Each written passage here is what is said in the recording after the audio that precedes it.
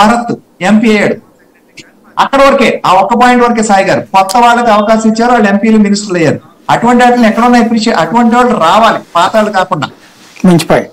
దానికోసం మేము కూడా ఇంటర్నల్ గా మా ఇంటర్నల్ డెమోక్రసీ ఎలా ఉందో మమ్మల్ని అందరినీ కూడా అకామిడేట్ చేయండి అని మా ఆర్గనైజ్ జనరల్ సెక్రటరీ కానీ మా అధ్యక్షుల వారికి మాత్రం ఇవన్నీ కూడా లిస్టు పట్టుకెళ్తారు.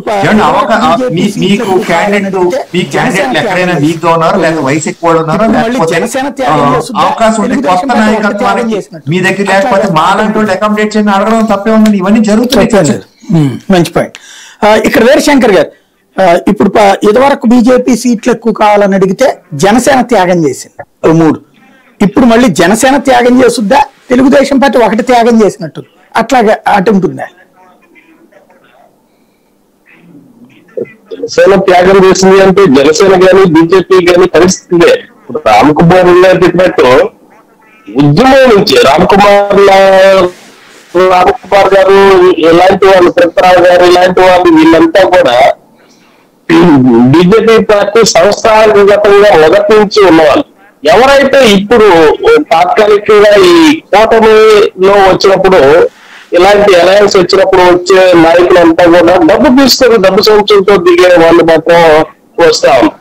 ఇలాంటి పరిస్థితుల్లో జనసేన బీజేపీ లాంటి పార్టీలు త్యాగం చేయడానికే కానీ వీళ్ళు డబ్బు ఉన్న వాళ్ళు పార్టీలో ఉంటే ఈ అవసరాలు అయితే ఉండవని చెప్పి మనం అనుకోవచ్చు. ఈ లేట్ ప్రాసెస్ కూడా ఇలాంటి పార్టీలకి, చిన్న పార్టీలకి అంటే సంస్థాగతంగా ఉద్యమంగా ఉన్న వాళ్ళు ఖర్చు పెట్టుకుని వాళ్ళు మాత్రం అధిక భారం అని చెప్పి జనసేన వాళ్ళిద్దరని తెలుగుదేశం పార్టీలో పార్టీ కోసమే కష్టపడి జీవితకాలం పనిచేస్తున్నారు. తొండదేశ జనార్దన్ గారు ఉంటారు. నాకు తెలిసి నా చిన్నప్పుడు నేను మొట్టమొదటి ఈనాడులో పనిచేసినప్పటి నుంచి చూస్తానే ఉన్నాను.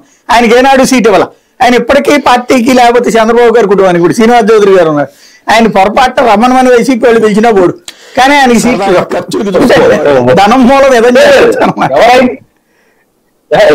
ఎవరైతే ఈ రాజకీయ వ్యవస్థను మార్చాలి అని రాజకీయాల్లోకి వస్తారో, ఎవరైతే ఈ రాజకీయాల్లో వస్తుందండి, నెట్ ఫ్రీజ్ అవుతుంది, సరదాగా ఖర్చు చూసుకునేవాళ్ళు.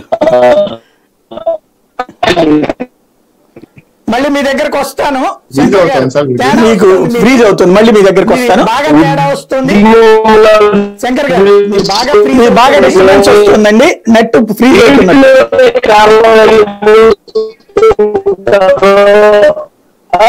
మళ్ళీ మీ దగ్గరకు వస్తాను శంకర్ గారు, తేడా వస్తుంది ఇది, మళ్ళీ మీ దగ్గరకు ఇది బాగా తేడా వస్తుంది. వెంకటరెడ్డి గారు, శంకర్ గారు మీరు బాగా ఫ్రీజ్ అవుతుంది.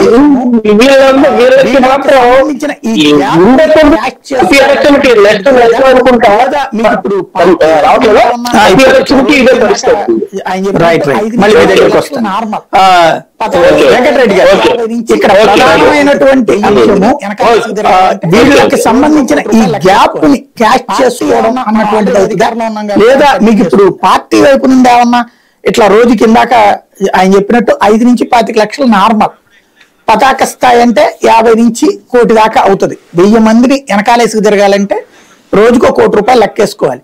పార్టీ ఏమన్నా, మనం ఆల్రెడీ అధికారంలో ఉన్నాం కాబట్టి ఏమన్నా ఫండింగ్ చేస్తుందా? లేదు సార్ గారు, ఇప్పుడు ఒకటి ఏంటంటే, ఇప్పుడు ఎన్నికలు నామినేషన్ వేసినప్పటి నుంచి మీరు అన్నట్టుగా ఖర్చు ఎక్కువ అవుతుంది బిఫోర్ కంటే.